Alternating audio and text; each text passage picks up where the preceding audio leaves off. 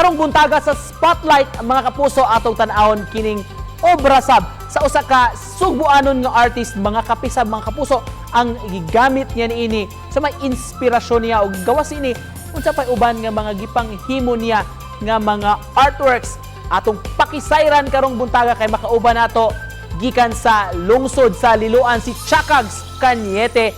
Mayong buntag, sir. Welcome sa GMA Regional TV. Kumusta man ka karong buntaga?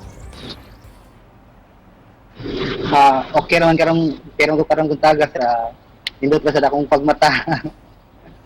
Salamat, Sir Chakag, sa pag-uban ka namo.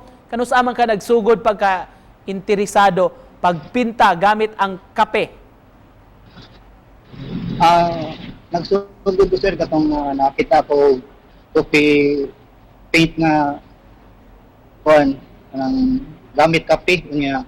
Nasa ko yung amigo nga si Aaron Paul Arabis na mo coffee paint pod.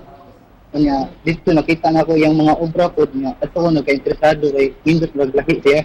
Nya nato kayo ko pasalamat aning coffee painting ko kay ato kayo natabang na ko sa So may proseso ani sir sa paggamit nimo og kape?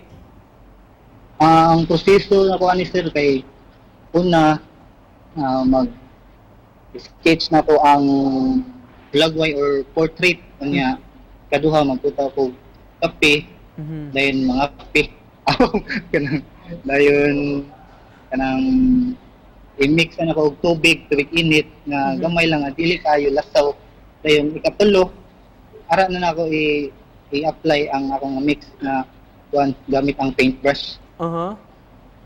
So usa ka kape imong gamit sir, kaning gipang sachet sir or kaning yung mga coffee beans gyud imong gamiton?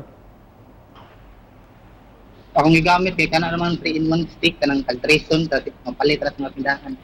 Ang usa ka portrait sir, unsa ka dugaya man nimo ni mahuman sir? Hindi ko tagaan gid mo kanang dakong oras sa jud para indot ang iyang resulta. Pakita ko ng mga kuan sir, doon na kay mga sample diha sa imong mga artworks. Kana sir, nakakadiri. Kani una na akong gipaint sir, ako ning papa niya. First time niya na ako mong paint og coffee paint. Kani akong papa. Yang kini katong dito ako sa dagat. Ako ning gipinta, nakita na ako kadlawon. Kini ani kanang musician. Bukas. Kini akong uncle, dito sa papa namatay, ako rang gi-kuan. Pinta po na kini akong pagumangkon, anak ko maguwang. So Chakags, unsa may nakapa-unique niining kape ikumpara sa uban nga mga materyales? Kana. Para sa ko sir, unique siyang kape sir kay talagsara ang nakita na ko gamit sa diini unya. Tubig init ra imong i-mix sa kape niya maka-create na ka og painting na barato ra siya ang imong gasto may akong naganahan sa bunani. Pero before this sir, sa pa ka nagsugod ining pagpinta gamit ang kape, unsa may mga medium nga gamit nimo sir? Nagsugod ko drawing kanang portrait sir karon naging 2020 lapis mo to ning paning kape. Unsa may mga tips sir Chakags nga imong mahatag sa mga interesado diha sa namo paint? Sir. Ang akong mahatag na tips sa nila sir sa focus ra jud niya. Practice kay ara ka makatunan na gid nimo focus na practice ka. Iyon ka kaganiha sir nga sa imong pag-paint gamit ang kape dako kini natabang sa panginabuhian sir sa unsang pamaagi? Ako kayo nagtabang sir kay maka-commission ko na may problema kanang like kanang natay kinahanglan mapalit na to niya sa among tindahan sa Sir, isip pa na po unsay mensahe nimo sa atong mga viewers rong buntaga?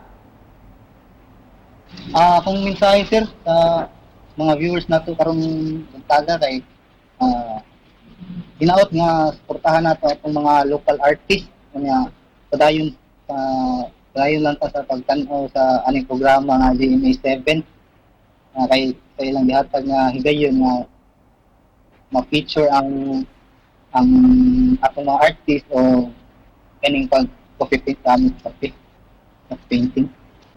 Hi, rin ko sa akong mama, Faye Cañete, si Pepito Cañete, Cañete family, nya si Paige, nya kanang Chay Mailom, nya kanang sa tanang amigo na ako, tanang mga artist. Aaron, Paul, Alabis, thank you. Alright, daghang kayong salamat sab sir sa pagpaambit sa imong istorya o paggawa sa telebisyon karong buntaga mga kapuso ang artist nga si Chakags Cañete. Salamat sir. Salamat, sir, Nico.